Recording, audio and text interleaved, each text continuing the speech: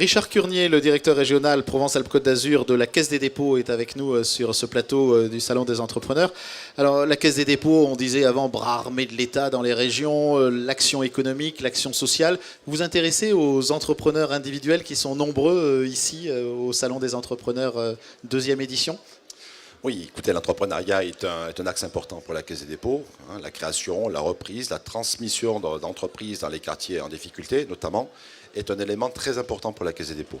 Donc nous intervenons beaucoup sur l'entrepreneuriat et nous sommes ici, bien évidemment, partenaires du Salon des entrepreneurs de Marseille. On sait que vous avez des grandes priorités, le numérique, le tourisme, l'habitat social, on pourrait en citer d'autres.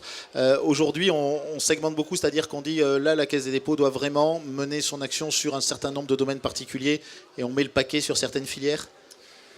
Notre directeur général a l'habitude de dire nous sommes la Caisse des territoires. Donc nous sommes d'abord sur les territoires et nous sommes là pour accompagner et accélérer les transitions, qu'elles soient, vous l'avez dit, le numérique, c'est déployer le très haut débit, démographique, c'est avec la silver economy, la transition écologique et énergétique, c'est un enjeu majeur du pays, bien sûr. Et puis on est là surtout au salon pour présenter nos interventions au travers la Fabrique à entreprendre, qui est une plateforme que nous avons créée, regroupant tous les réseaux que nous finançons. Et c'est vrai que l'entrepreneur a quelquefois du mal à s'y retrouver dans les dispositifs. Et en allant sur le stand de la Fabrique à entreprendre, il trouvera l'ensemble des réseaux dont il a besoin pour créer, développer, transmettre son entreprise.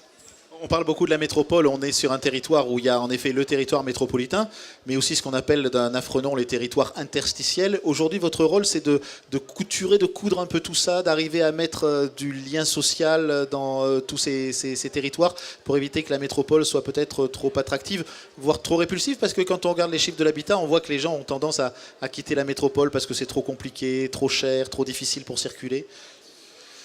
Alors, la Caisse des dépôts, un des rôles de la Caisse des dépôts est bien évidemment d'accompagner, dans le cadre de la transition territoriale, c'est accompagner les collectivités locales et on accompagne la collectivité, la métropole, la nouvelle métropole, je dirais, sur toutes les problématiques de mobilité. Je crois que c'est un enjeu fort de la mobilité. Le président de la métropole n'arrête pas de le dire. Donc encore une fois, on a quelques chiffres, c'est 7 milliards d'euros d'investissement sur les 15 prochaines années.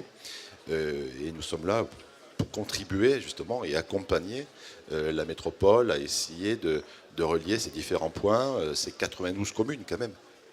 Un discours qu'on entend beaucoup aujourd'hui, c'est que ce n'est pas l'argent qui manque, c'est les bons projets.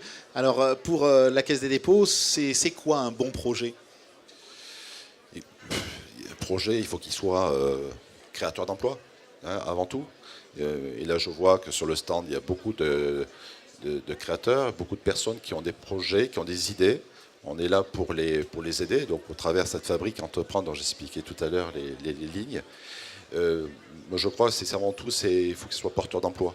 Porteur d'emploi, et bien évidemment, il faut que le projet soit rentable. Mais ça, je crois que c'est une évidence et les entrepreneurs l'ont bien en tête.